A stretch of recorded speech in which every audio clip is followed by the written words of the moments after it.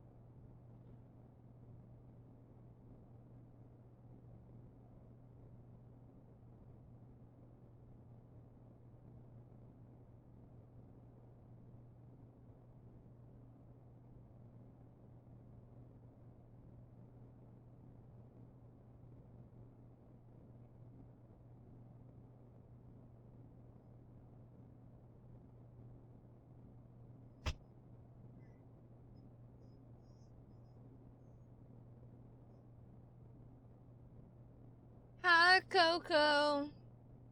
I can't follow the narrative thread to this game at all, and I've been actively paying attention.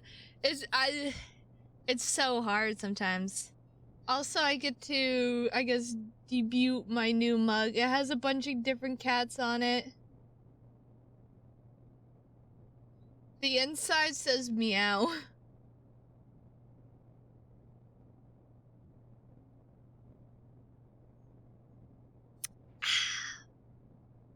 Love me some hot cocoa. It's that time of season. Also, going to the apple orchard tomorrow. Gonna get some apple cider donuts. Maybe get some more apple cider. Gonna hopefully pick out a pumpkin. Be so excited. Be so exciting. Woo! Woo!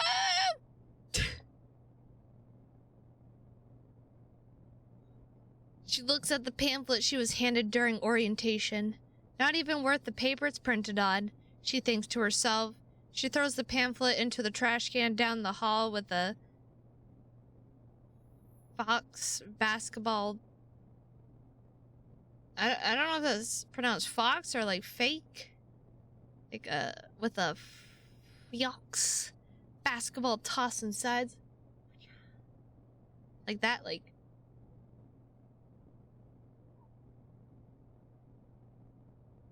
Pronounced faux with a faux. She has not noticed, but a younger girl with blonde hair and a sweater has taken the seat next to her. She sits there idly for a moment, expecting the dark-haired woman to acknowledge her. However, the woman with the dark hair is lost in space, with at least 2 minutes with a song about someone in the corner and a spotlight losing their religion. The world around her might as well not even haven't even existed. Unfettered, the girl with the blonde hair and the sweater speaks. So, what are you here for? Insanity. Faux. Foo. Foo. I don't even know. The girl is unflappable. Unflappable? That's okay. You don't have to tell me. A pause, then. Meth. Meth. You should have just went with insanity. It would have been a lot better. That's what I'm here to kick. Wasn't my idea, but... Oh, it was the blonde folks got worried girl? about Okay, me. I was like... Wait, what? What? Expecting someone more ghoulish? No, it's not that. I'm just teasing you. She was oddly plucky, and she did not immediately seem to exhibit the signs of long-term meth abuse. Compared to friends the dark-haired girl had in the past that were on it, she kept herself together rather well. Maybe it was that sickening positive attitude. Though, now that the cat is out of the bag, there was a slight gaughtness to her cheeks, a tiredness to her eyes. Suddenly, the subtle details became more obvious. The woman with the dark hair is pensive. The armor on her tongue suddenly cracks as the blonde girl looks at her warmly. Oxy. My mom dropped me off here. You guys are drugs addicts? Wow. Who the fuck does drugs? I see. That's rough. A cousin of mine died from that stuff. Is Oxy just a different kind of meth? I don't know what the difference is. Or is Oxy cocaine? Is cocaine and meth different? I don't even know.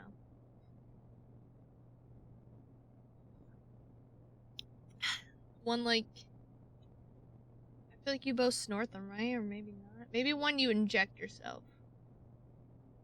I don't even know.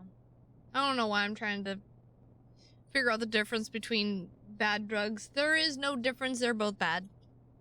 The plucky girl nods in understanding. She flashes a bright smile at the girl with the dark hair. What's your name? The girl waits a moment. Thoughtful, though. Thoughtful. Then, It's a type of opioid.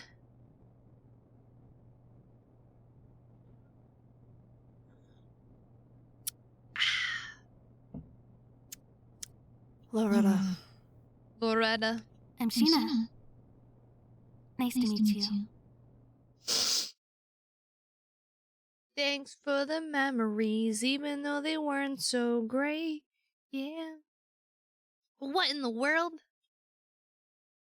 Where was that? When was that? Why did I see that? He was usually using painkillers. Yeah, I remember when I severed the tendon in my thumb and I had to do surgery and reattach it so I can move my thumb again. It's actually this thumb right here. They had me on strong painkillers and they said I could only have like take when I actually felt pain and everything because you can get addicted to them. But I made Ryan worry because I had taken one of the strong drugs and then I also had taken like, I don't know, some like ibuprofen and stuff too. And I guess I wasn't supposed to mix those two. And I'm just like, wee. I'm like, I don't feel anything anymore. It's so nice. Straight up blocks the nerve receptors in your body that feel pain. Exactly. There'd be times where I'd be in like so much pain and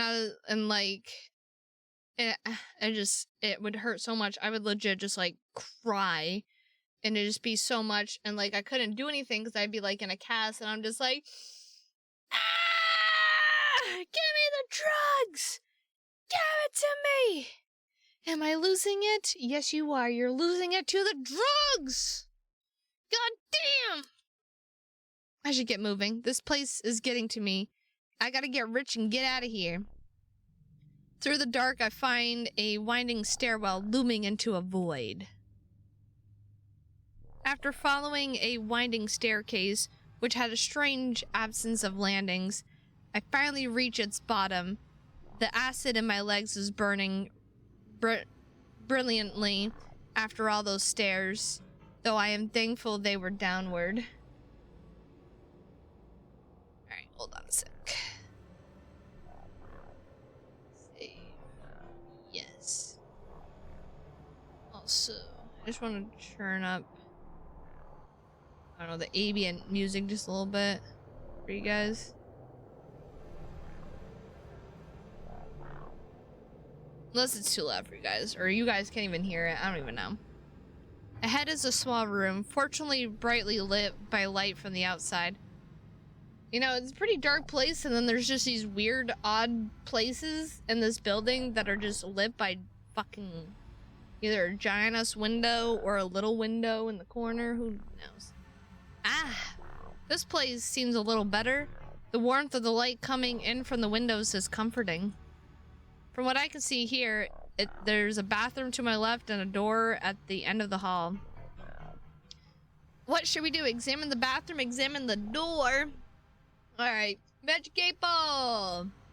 Should we examine the bathroom? Yes? Wow, that's a straight up answer right there. What do you think about the door? Should we examine that? Ask again later? Well, I guess there's no later. We're examining the bathroom. A-Ball is spoken. Ugh, this place is filthy. Look at all that grime and dirt. Who used this place last? 1,000 pigs? 2,000? How big were pigs anyway? Could they fit in this room? I never seen one. Read about them before. I hear they can be very stinky. They sound cute though. Some books I read even had illustrations that looked kind of sweet. I kind of wish I could hug one. Why are we talking about pigs? I'm confused. I'm confused. Are you confused as I am about the pigs? Why, what? I smile at the thought before a twinkle on the ground catches my eye. What's this? Another memory, I wonder? Reaching my hand towards it, something in the air. An ugly buzz just above the quiet. A tremor in the air above my hand. Before I could pull back, I've already picked up the object. It's a ripped off fingernail. Oh god, the memories. It's a dark, tiled room. The door is locked. The room has not been cleaned in days. It sits in the darkest corner of the Nexus from the lost and destitute. I don't even know. A girl has been trapped inside this room for just as long, though the mess is not hers. It's a mess of countless others that were here before her. Her clothes are old and in tatters, not hers, handed down, uncomfortable and filthy, hardly fit for any human being. The girl holds her torn off nail in the palm of her hand, her index finger burning with pain. The girl has been pounding her fist against the locked door and the tiled wall next to it for hours. Blood is dripping and splashing at her toes. Her nails are chipped and bleeding from scratching at the walls like a furious cat. One was torn off completely. Fuck off with the cell phone bullshit! None of it helps! I can't even feel anything anymore! It's all just... It feels like static. Just noise! All the time! You don't fucking get it! Oh, what is, how are they helping? They just put you in a trapped room and they're like, alright. Nothing but the walls next to you. You get torture. It's not like you really care about me anyways. Let me out! Let me out! Let me out! I need to get gas so fucking bad, man! I can't take this anymore! Hours pass. How many? She doesn't know. Too many. Please! Let me out of here! Oh, they're trying to It hurts. maybe It hurts. just Why isolate her is it so cold here? until Are you just have her trying go to freeze cold me to turkey. death? Is that what you want, you freaks? I don't know. I don't even know what's going on. Hours pass. How many? She doesn't know. Too many. I need to get glass. I just want to go home. We all want to go home. Her body hurts all over. Her stomach has felt like a cauldron for what has seemed like eternity. She can almost imagine little holes forming in her stomach lining as it cannibalizes itself. Cannibalizing itself. Maybe that's the trick. Maybe that's what was required of Sheena. How hard could it be? She always heard that the force it takes to bite through a finger is a little more than biting through a carrot. Her fingers are bony and thin, but oh God, please.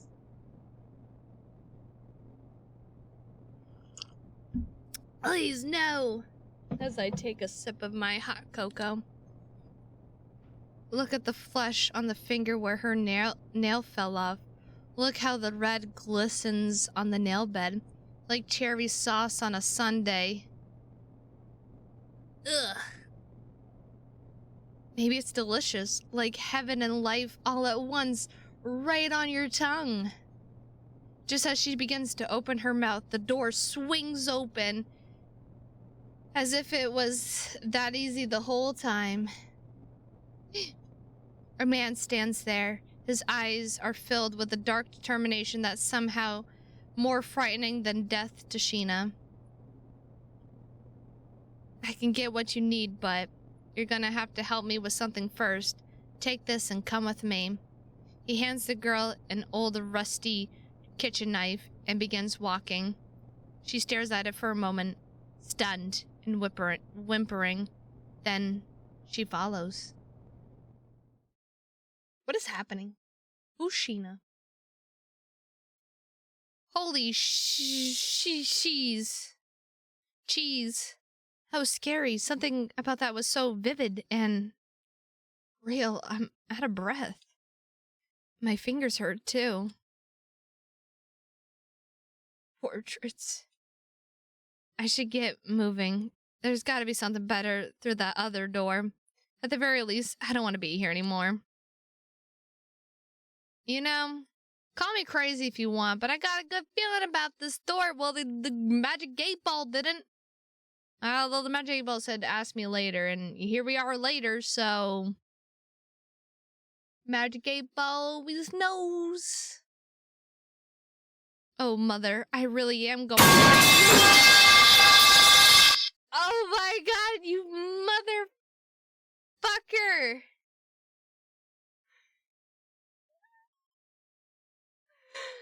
Oh my god.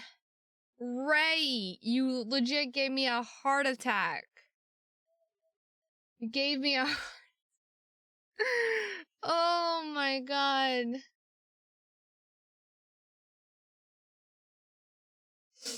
Oh my god, it's like the person who made this game couldn't decide on what tone they were going for. Exactly. I don't know, like, what kind of tone are we going here? Also, hey Ray, how you doing? Welcome in, welcome in. We're reading horror visual novels.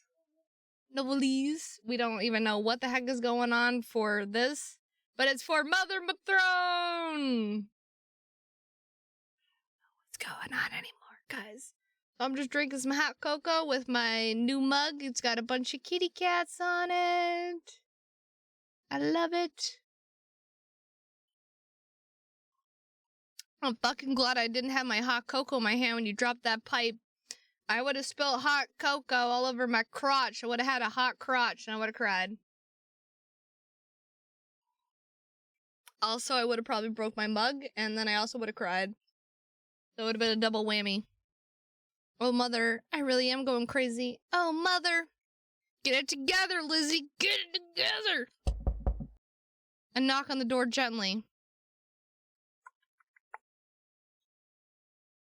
Knock, knock. Hello? Is anyone here? Yeah, I'm here. I don't like your voice. I shriek and stumble backwards. What? Where the hell? I mean, heck did you come from? Sorry, I was sleeping. But like, where? You popped literally out of nowhere. Oh, over there. I mean over there. He gestured to a small, cramped-looking hole in the northern wall. Is there a bed in there or something? No. So, you don't sleep in a bed? Just a little hole in the wall? Yes. He fidgets a little. Never trust anyone who wears a handkerchief, a keychief. I had one for a while, but a couple of those AC gang guys came by and took it. Not that I minded. They needed a place to sleep. I'm happy to help. Ground's just fine for me. Ha ha ha ha. Did they threaten you? I'm fine. You said I'm fine. That's not what the quote thing says there. It says no, not at all. It doesn't say you're fine. This is why we have cue cards. This is why we have cue cards to read. You don't just fucking get to say whatever words you want. You don't get to. Oh, that's good. They just kept punching me over and over until I gave it to them. They didn't bother threatening me. They just threaten you with your fist, with their fist. Give us your fucking bed.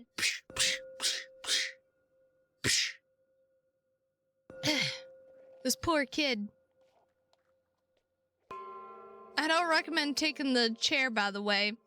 It makes your tailbone hurt after a few minutes. Also, the one leg just likes to come off sometimes. But you can just slap it right back on. What? The table's good, though. I really like to keep that, but it stopped you from... I'd really like to keep that, but if it stops you from punching me, I don't mind giving it to you. Please leave the blankets here, though. I don't like eating off the floor, and last week the neighbor brothers lost their frisbee, so I had to give them my plate. I'm not here to take your stuff.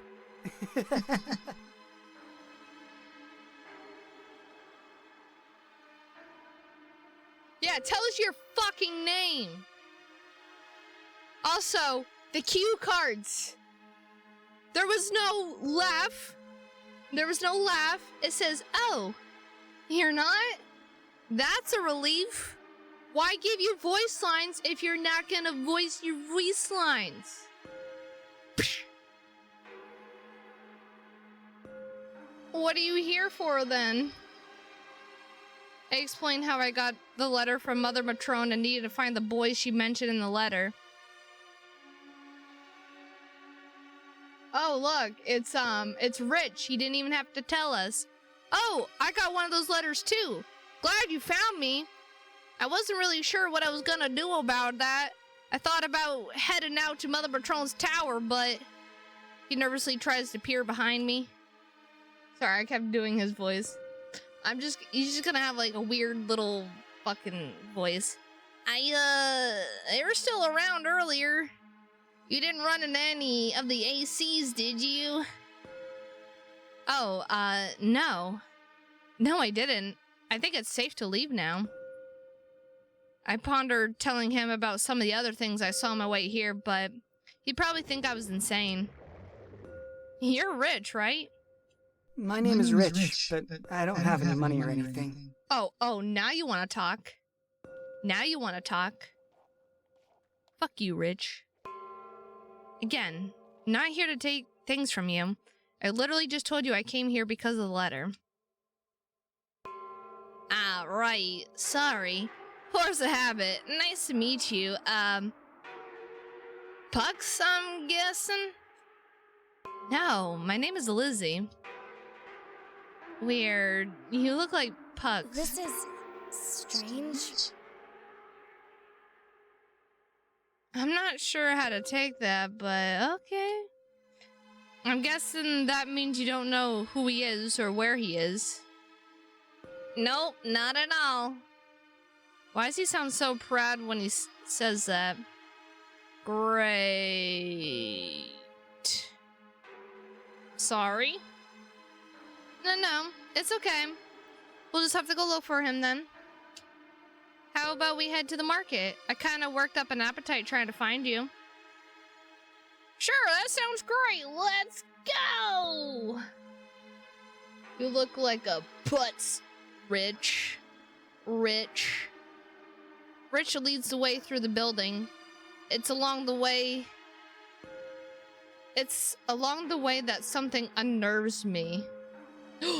What? Despite just coming back the way I came, I did not enter the same room. I was back at that one hallway from before the junction with the symbol painted on the wall. I freeze. A cold sweat breaks out on my forehead. Am I sick? Hey Lizzie, what you doing? Something wrong? Nothing. I'm coming. I just got a little lost, that's all. I trot along, trying to shake the anxiety off me like cobwebs. It still lingers below the surface. At the market, we both realized that our stomachs were empty, so I decided to buy us lunch. We made our way to the market and approached my favorite food stand, which sat far away from meaty Marissa's booth of mystery meat and sold skewers. Oddly, I could almost swear I still felt her gaze. Oh, she's over there. She's keeping her distance, but I can see her watching from behind a barrel. She laser focused on Rich and has not noticed that I have noticed her. Oh well. I think she's harmless. She's leaving us alone for now, at least. I think she just wants to oogle her crush. I don't even know. Alright, Meaty Mercer, I know you're crazy, but okay, you're like, I don't know. This guy's a fucking kid. Are you into kids? Unless he's just a youngster like me.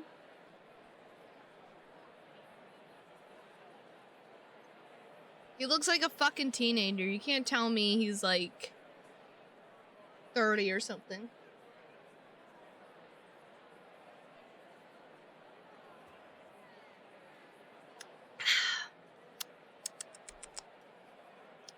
I certainly will be better equipped to deal with anything that might happen in a full stomach, at the least. The delightful smell of grilled rat and vegetables make its way up my nose and tickles the parts of my brain that cause my mouth to salivate.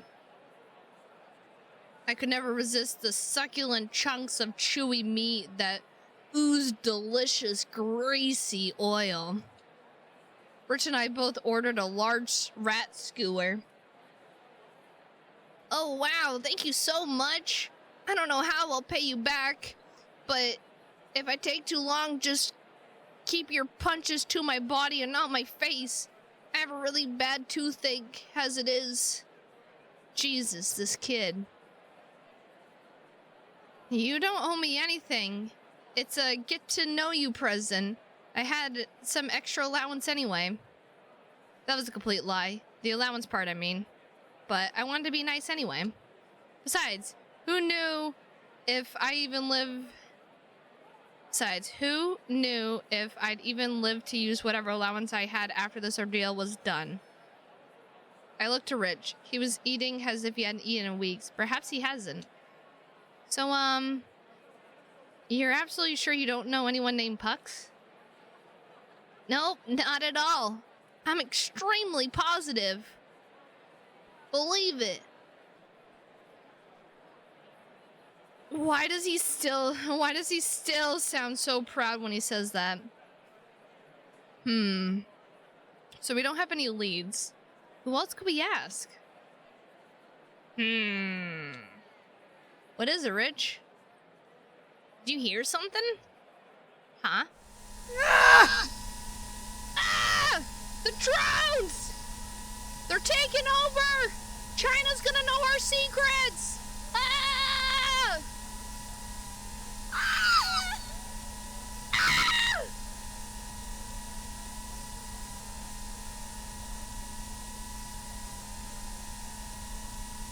A strange flying thing nearly crashed right into Rich's head, but fortunately stopped short. Looking closer at it, it seems to be made out of metal and plastic. What the heck is that thing? Birdie.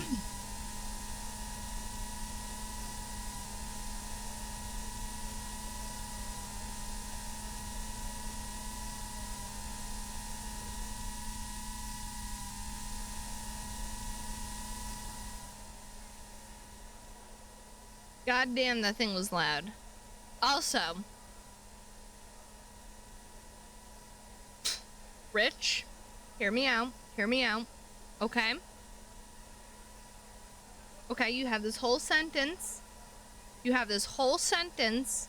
and the only thing I hear from you is go, Birdie! Psh. I'm gonna beat the shit out, I'm gonna beat him up, I'm gonna beat up Rich. Bam, bam, bam, bam, bam, bam, bam. Hold me back, guys. I'm gonna punch him. I'm done my hot cocoa. It's time for punchins. I think it's a bird. I'm gonna call him Birdie. Rich, that's not a bird. Look at it. It flies. Of course it's a bird. I suddenly had a headache. Me too. Me fucking too. The little flying machine then made a weird chirping noise and rotated slightly back and forth. It almost looked as if it was beckoning us, albeit crudely. Look! The bird wants to show us something. Rich, it's not a fucking bird. Wait for me, Birdie! Tweet, tweet, tweet, tweet! Lizzie is not listening to me. I'm gonna go catch it. Woo! Huh? What? Wait a minute. And just like that, the machine and Rich take off. Hey, wait for me! The strange metal flying machine weaves its way through the air junks with a boat-like grace, listing to and fro through the gust of wind. Rich continues to chase and shout wildly with reckless abandon, not even considering that at any moment a 10-ton metal dumpster full of garbage and scrap could land right on his fucking head. No one has an explanation for it, but the district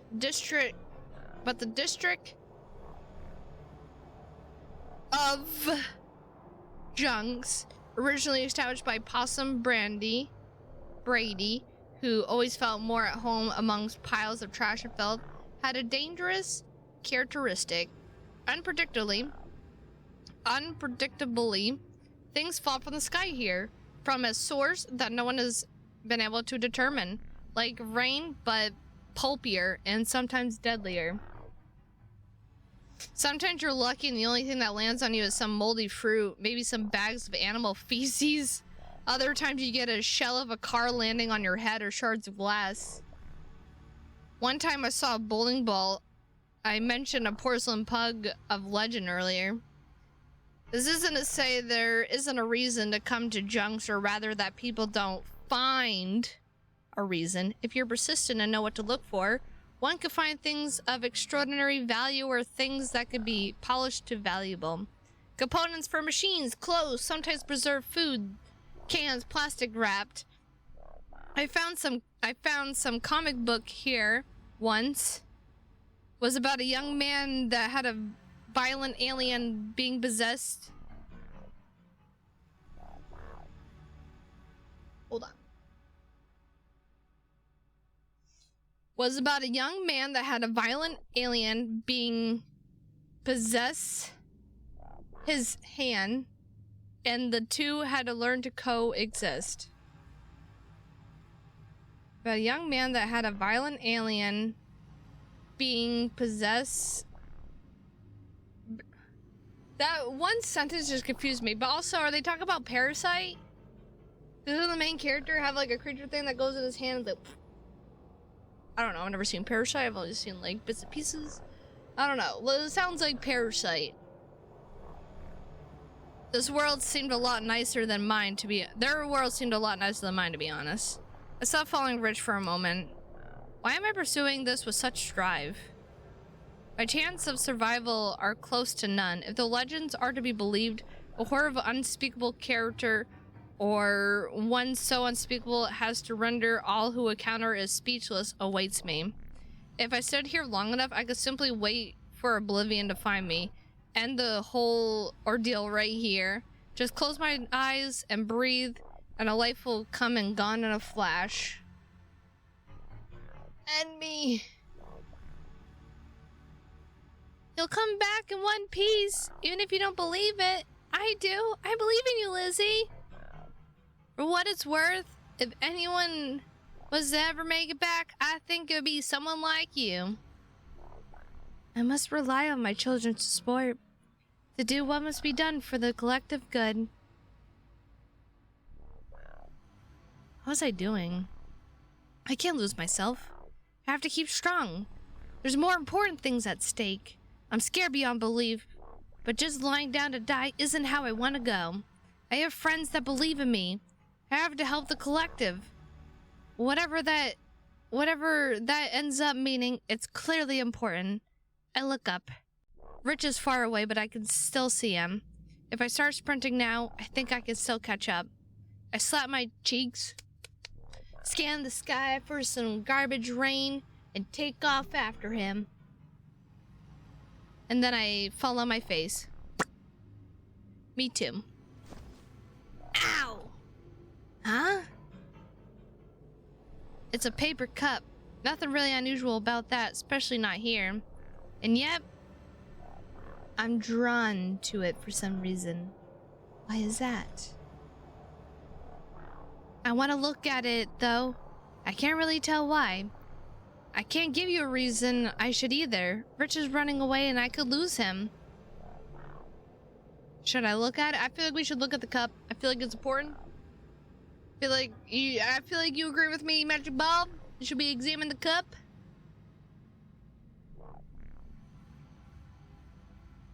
Should we examine the cup? Outlook doesn't look so good. We feel better if I save? What if I save? Will that make you feel better, Ball?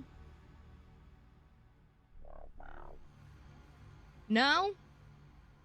So you want us to leave and keep moving?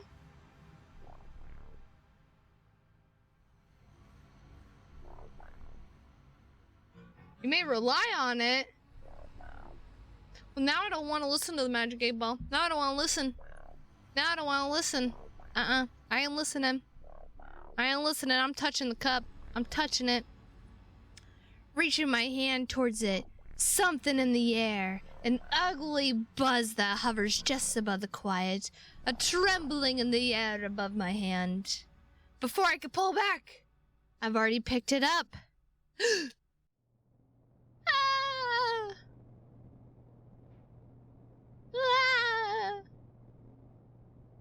Two women stand at a balcony, each holding paper cups filled with warm coffee. The balcony rests in a nexus for the lost and dissolute. I don't even remember. The girl with the dark hair, Loretta, told her blonde-haired friend Sheena a deep secret that's been haunting her like a ghost. You're pregnant? Well, I wasn't expecting that. Jesus fuck. Quiet. Loretta sternly puts a finger to her lips. Her eyes are panicked and redden from hours of crying. Sorry. But how? Loretta buries her face in her palm. I really don't know. My body didn't even want to tell me until recently. I have no idea what to do. Me, a mother. She stares into space. Thousands of nightmare scenarios are flashing behind her eyes. Thousands more failures to be responsible for. For once, there was no excusing it. Before she could blame the negative effects of her actions on people as the price they paid for choosing to care about her, choosing to associate with her. This, though, a life was forming inside her, and everything she'd do from here on would have direct consequences for it. Already had consequences awaiting to reveal themselves, she figured. Sheena looks to the ground pensively. You know who the father is? Could they help? Bittersweet memories flood her head. Parted too soon, or was it too late? Was that before or after the party? Why did the party have to stop? Even worse, what if that wasn't that time? What if the conception happened somewhere in that dark oblivion of unconsciousness that nearly swallowed her life? I might know who, but we'd have to test to see. He's gone anyway. Gone in the wind. Uh-oh.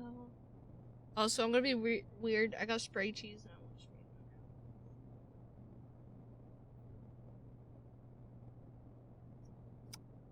it. Spray cheese. What about your mom? I can't bear to see you like this. You're killing yourself. What would your father think? You don't have to wait. You have to wake up eventually. Please stop this. Please, you look terrible. I wish I had my baby girl back. I've put her through enough as it is. I've been dead inside for the past God knows how long at this point. Living pill to pill. I could see the look in her eyes. It killed her inside. Every time. No. I've decided. I'm on my own with this one. A long silence rests itself on the moment. Are you going to keep it?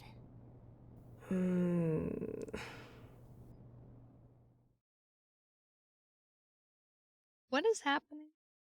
There's like two different things happening. What was that? I feel like the more time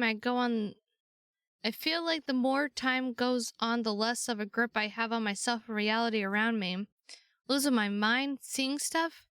I really can't take it. No use worrying about it, though. I need to keep moving.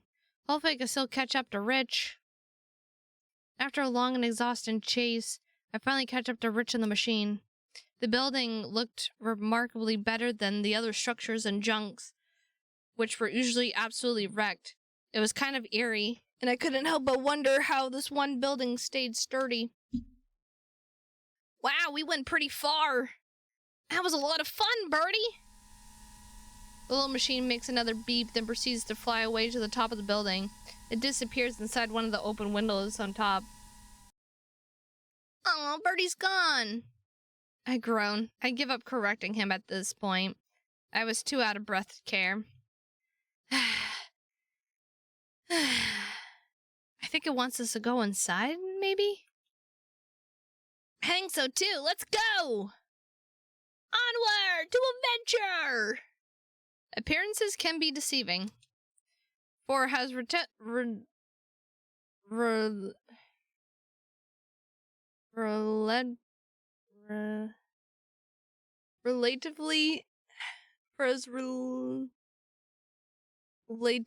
nice has the building looked on the outside. The inside more resembled the trash heap aesthetic I expected. Dude, what are even words anymore? I don't even know how to speak English. While the building was clearly intact structurally, there were all kinds of garbage, scrap metal, and tools strewn everywhere. If you told me at the time that a tornado had just torn through the building, I would believe you. What a mess. What is this place? His voice is going to change many times. I hate Rich right now. It's my house. A tall boy with a grumpy face and a black metal helmet wanders in, holding the strange flying machine from earlier. Birdie! Oh my god, is that Birdie you're holding? What did you do to Birdie? What the hell are you... Exactly. Don't question him. Don't question him. He's a little special, okay? He's a little special. He doesn't follow his cue cards, okay? It's okay. Oh, it's okay. He means the little machine you have in your hand.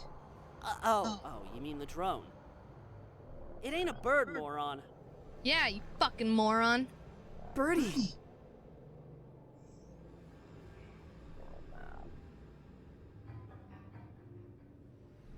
Please give me the strength to not beat Rich.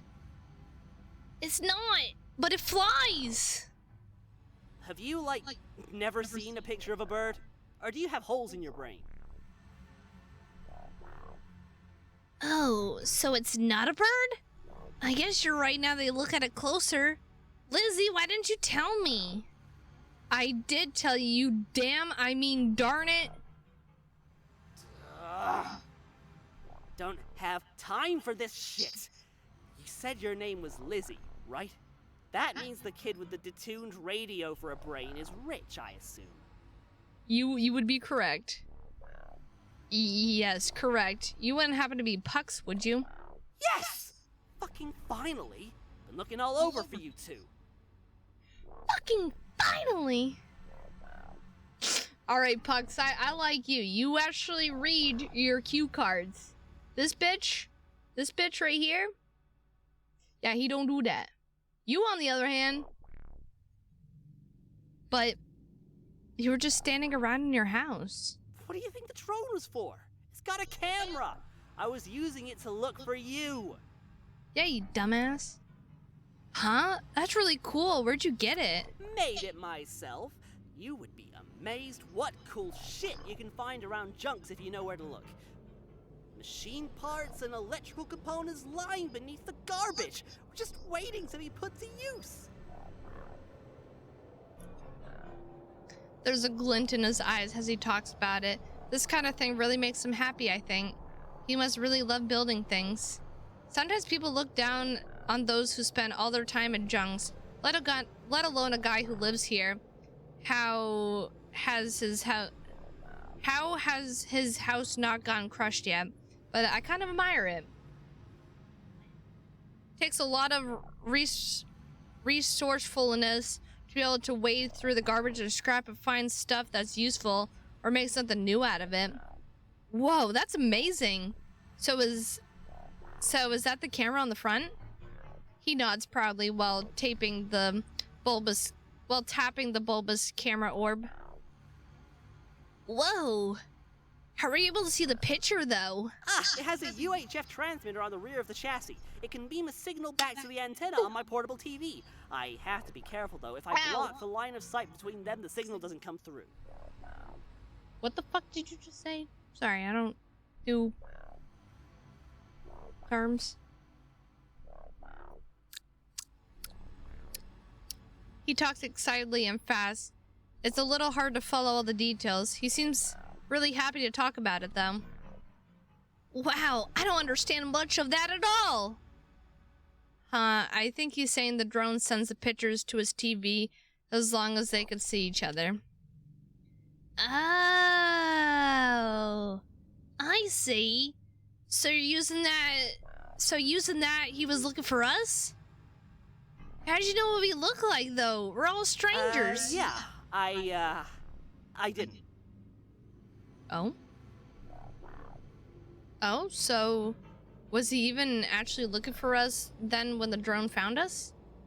Oh, so you just found us by accident? Yeah. So, really he just wanted us to think he was using his drone for something productive when he probably was just playing with it.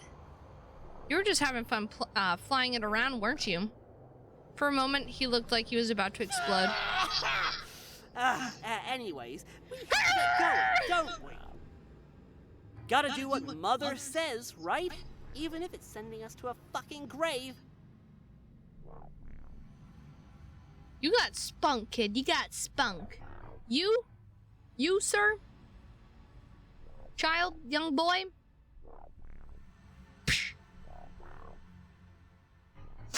Oh my god. I'll be back in 5 minutes. Just gotta grab my box of tools and shit.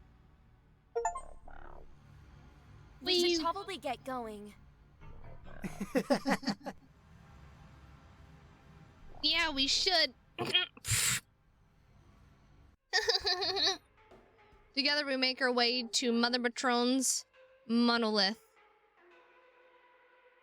Whoa.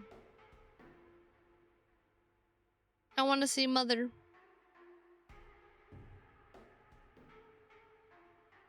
The monolith sat tall, looming over us as if we were pitiable little slugs ready to be squished under its boot.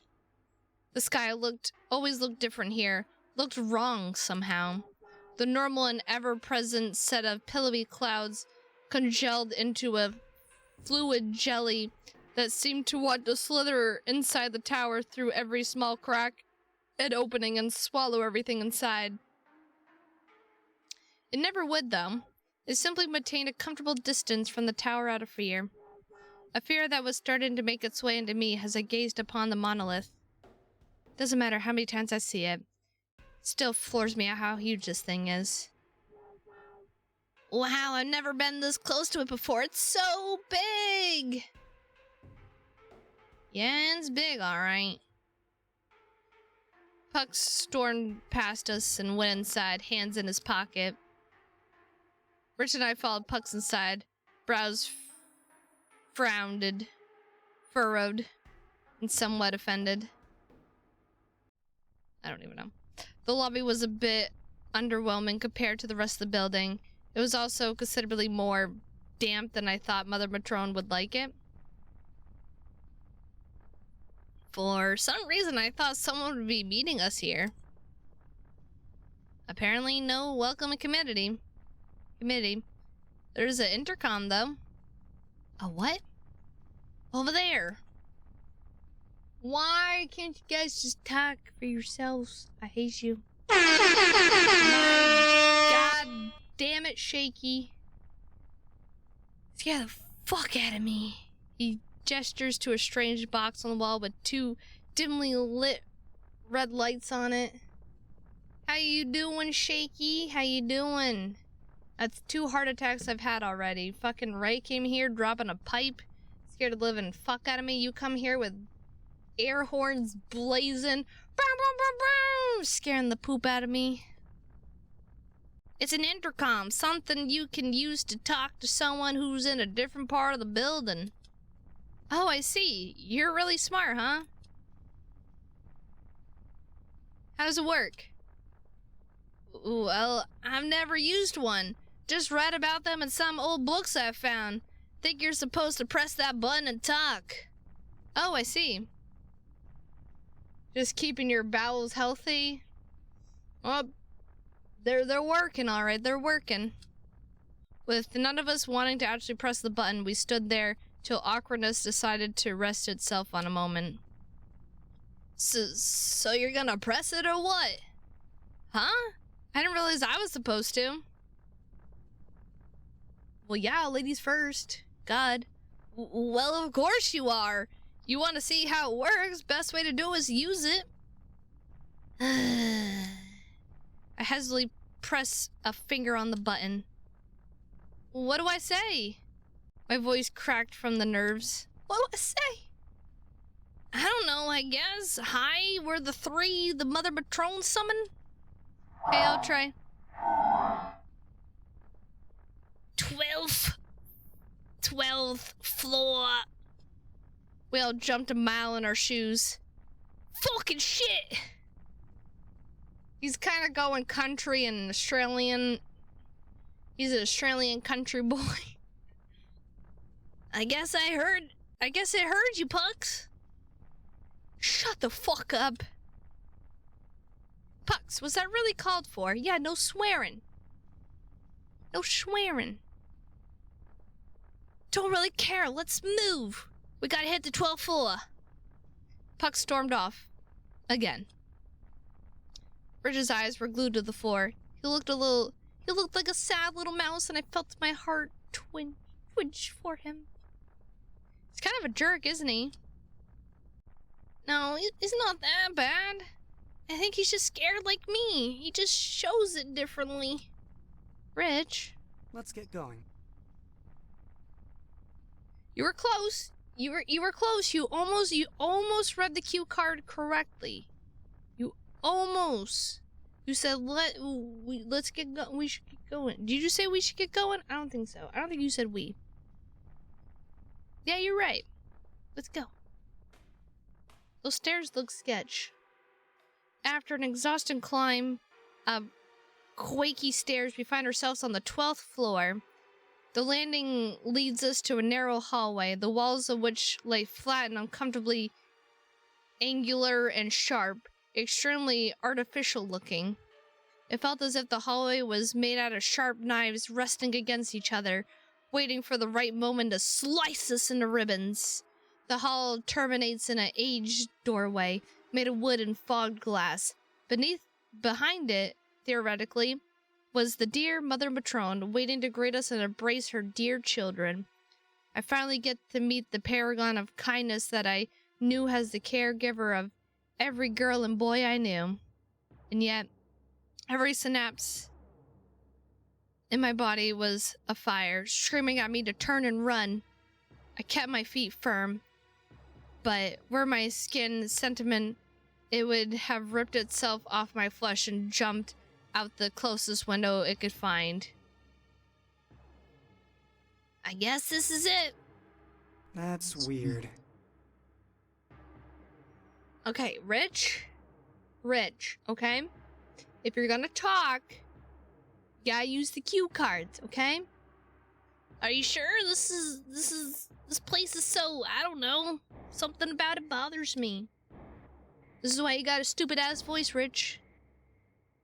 I'm as positive as I can be.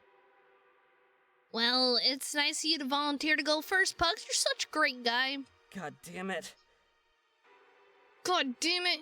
I didn't say anything about that, you fucking dipshit. You're kind of a jerk. Alright, now no one's following the cue cards here. Shh, stop yelling, I'll go first.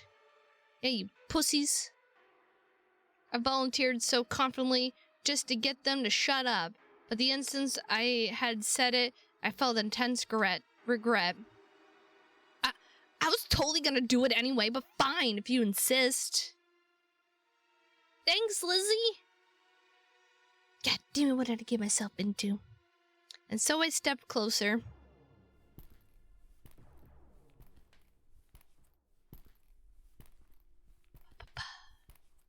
Dun, creeping closer. Closer. Push the door open. Open it? Hello? Open? I reached my hand to open the door. I'm gonna open it, guys. I'm gonna open it. Oh, is there a knock on it? Hello? We're here, Mother Matron. We're coming in. I clasped the doorknob. I twist it. only to find it's locked. Oh no. Huh?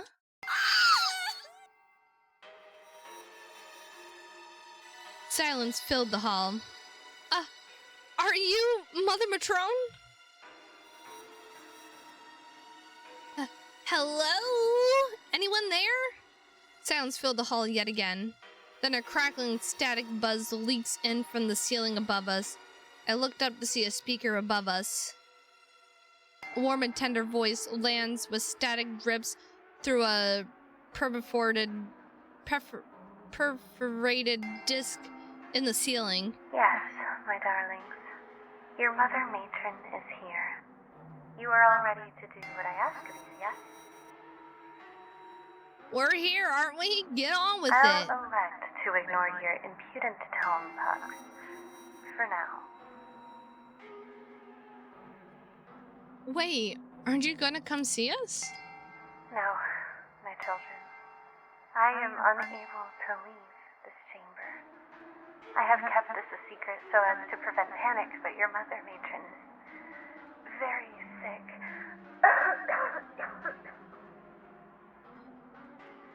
A raspy cough erupts through the speakers, hissing and peaking. Alas, I must remain secluded. Doesn't even have the courtesy to see us off before she sends us to be butchered. Pop! Do you have something to say, Punxsutawney? Ooh, you just got told your whole full name. No, just wonder when you're gonna get to the point. Because of my illness, I am unable to carry out the grand mission of the collective, which is what you have been called here for, my children. You could just hear her slowly just losing her goddamn patience. Grand mission? What's the grand mission? We seek the womb of paradise, my beloved. The womb of paradise? It is no secret that life in the boarding is difficult. I have tried my hardest to make it as wonderful as possible for you all, but there's only so much that can be done. I dream of a future where we can leave the boarding and travel to a place of peace and love and kindness.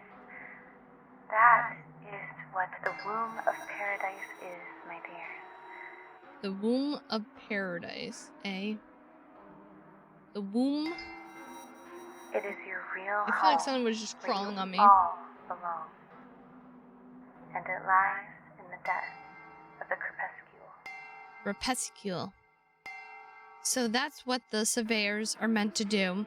Search for the womb of the paradise in the you just fucking said it, I already forgot it. The crepuscule?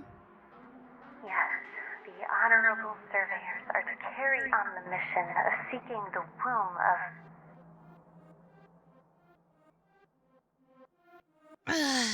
Yeah. Search for the MacGuffin in the creepy dark tunnel, we get it. How will we know what it looks like, and what are we supposed to do when we find it? You are fortunate that I have patience for such impudence. You will know it when you find it. It is a paradise beyond measure, impossibly resplendent and inviting. A place where all your troubles will melt away like ice. Once you find it, should you succeed in doing so, you are to return to the boarding so that you may guide your siblings on the great journey. Am I understood? Any questions? I have one, Mommy. Why haven't we heard about this grand mission before? The Womb of Paradise sounds wonderful. I wish I could have started looking for it earlier. I would have been right by your side the whole time searching if possible. Rich, my dear boy, the womb of paradise lies in the dangerous depths below. You are only going there because it has become necessary. Were I not in a state of unwellness, I'd make the journey myself. I do not want to compel my children to delve into the darkness unless I have to. I see. That's so considerate of you, Mommy. Pucks groans loudly. I have a question too. Is there anything you could do to help us succeed? Anything you can give us? Some advice, maybe? Near the shaft leading to the crepuscule is a locker room filled with various items.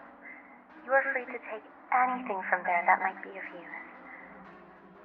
As far as advice, all I can offer is to never give up hope.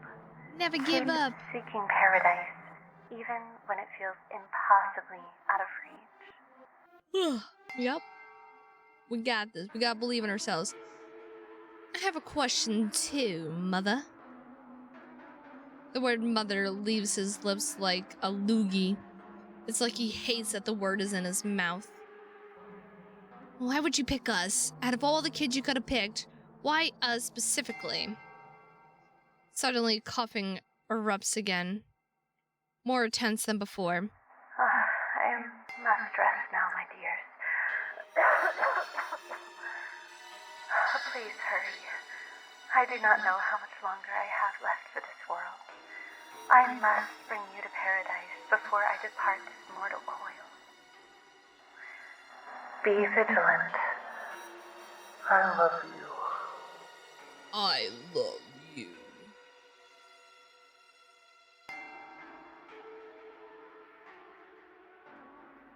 Silence. I guess that's the end of the conversation.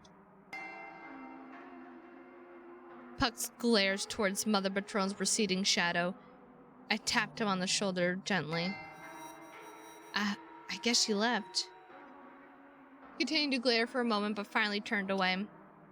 Let's fucking go already. Pucks made his way to the stairs. Rich and I exchanged looks, then followed suit. Wordlessly, we went down the long set of stairs to the first floor. It was less tiring going down than going up, fortunately.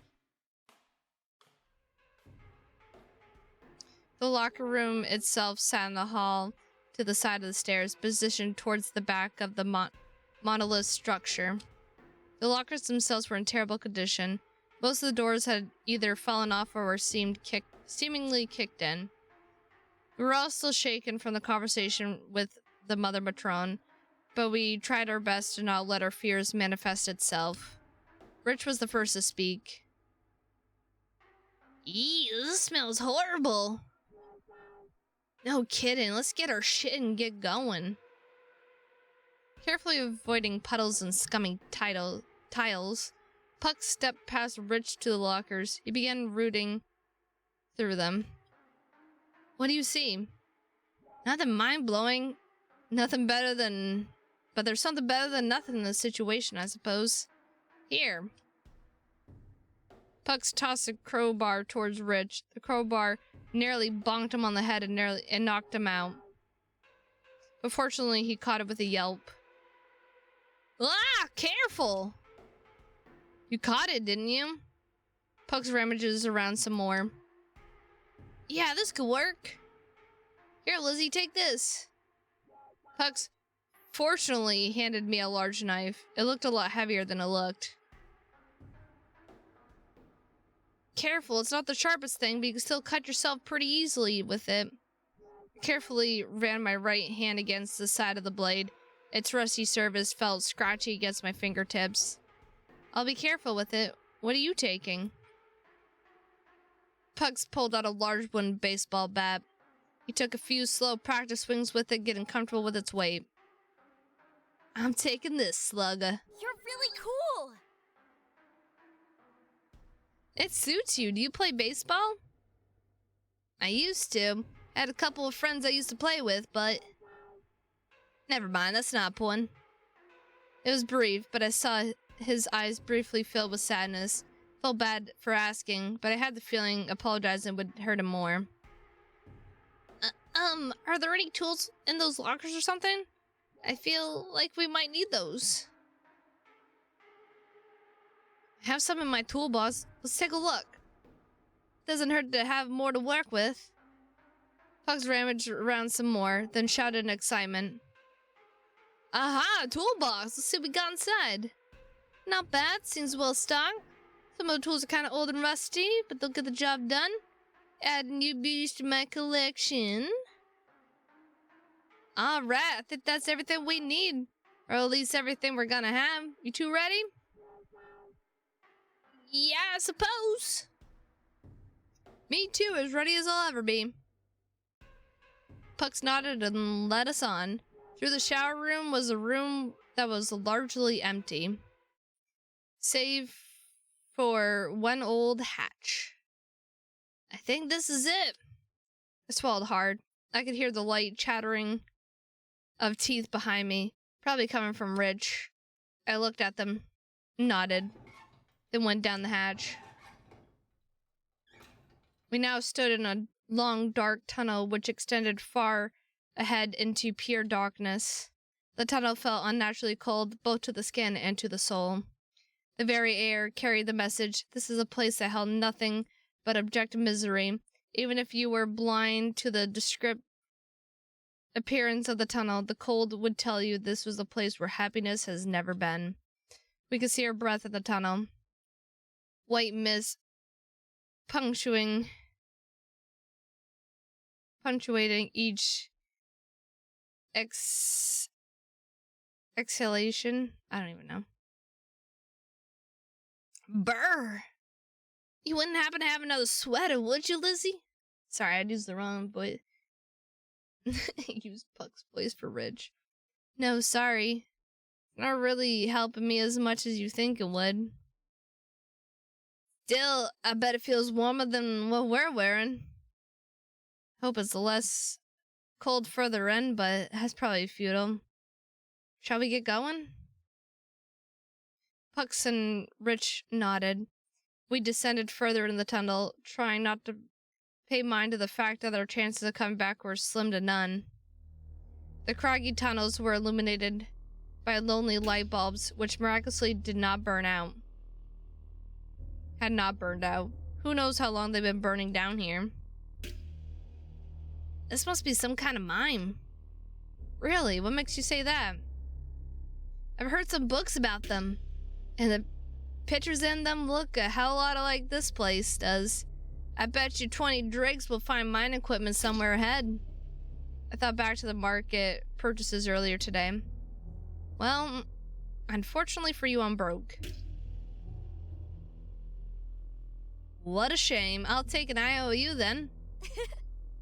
I gave a little laugh at that. It was nice to see that Pucks had a lighter side to him. Hey guys, look at this. What is it? I think it's a journal or something. Resting on a wooden bench against the wall was a small little book with black leather, or maybe faux leather cover. Let me take a look at it. Do you really have time for that? I'll take any excuse to not go further in, thank you very much. I thumbed through the journal. Many pages were water damaged and ineligible, but eventually I found a section that was somewhat readable. I read out loud. I love how it feels inside of me. I love the feeling of it crawling inside my guts. The razors on its fingers scrape the walls and it hurts and it bleeds, but I feel beautiful. The feeling of a life inside, feeding on my insides. Everything about me keeps it alive. I will protect it with my life even if it hurts. I will kill it if I have to kill. Oh, I will kill if I have to kill. I will pillage if I have to pillage. When I will rest as dust, to be blown off the top of an old shelf, scattering into the air as grain. Remember not for how I stood, but for the things that grew inside me. I cannot wait for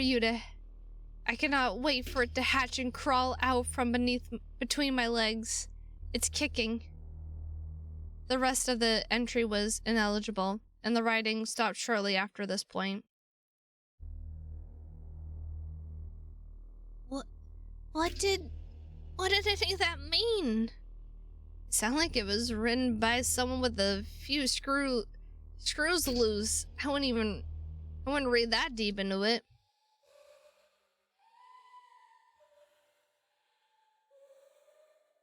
What? I don't know. We looked around frantically. We couldn't see anything. What the frick is that thing? What the thing? Why does it look so realistically fleshy?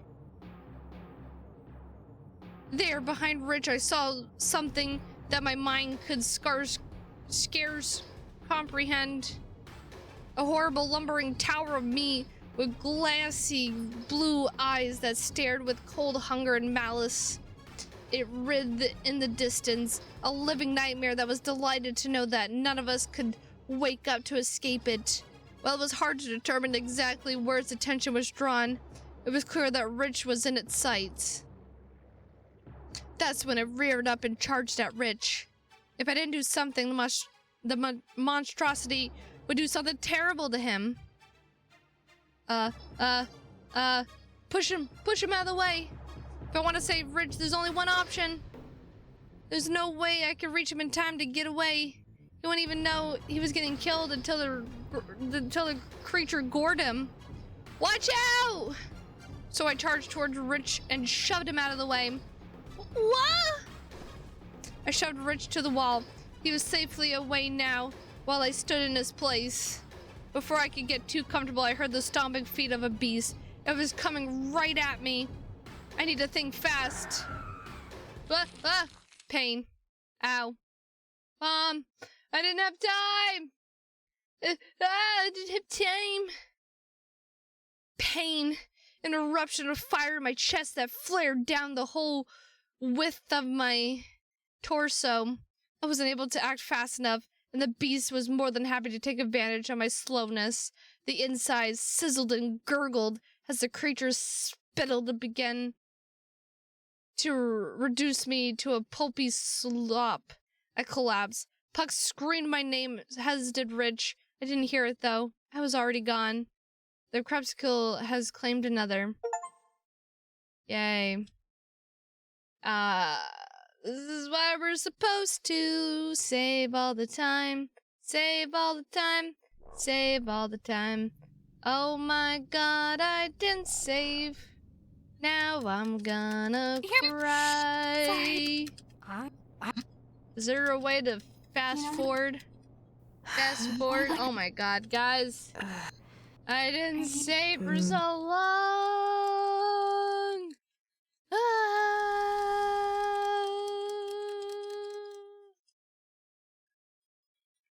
It's my house. Birdie! What the hell? Oh, it ain't a Birdie! Have you Birdie. Don't. Yeah. What are you? Yeah, fucking finally.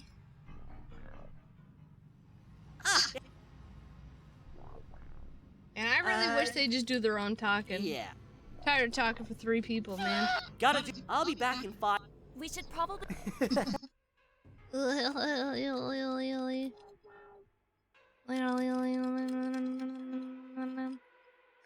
Alright, right here.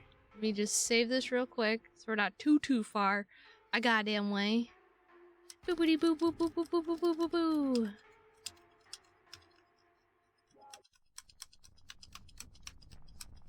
I need to open up my window, it's hot in here. I'll try to keep hitting the space bar if I can.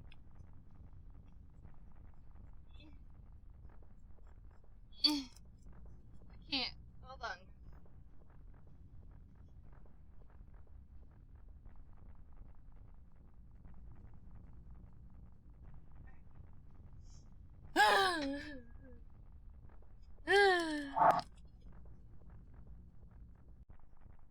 Shut the fuck up. What a jerk. Let's get going. Yeah. Let's get going. You didn't say we. Yeah, I knew it. That's weird. That's weird. You're kind.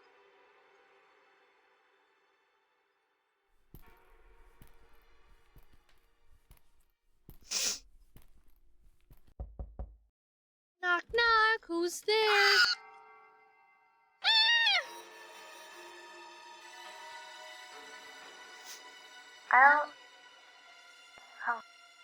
Do you see? It is no secret.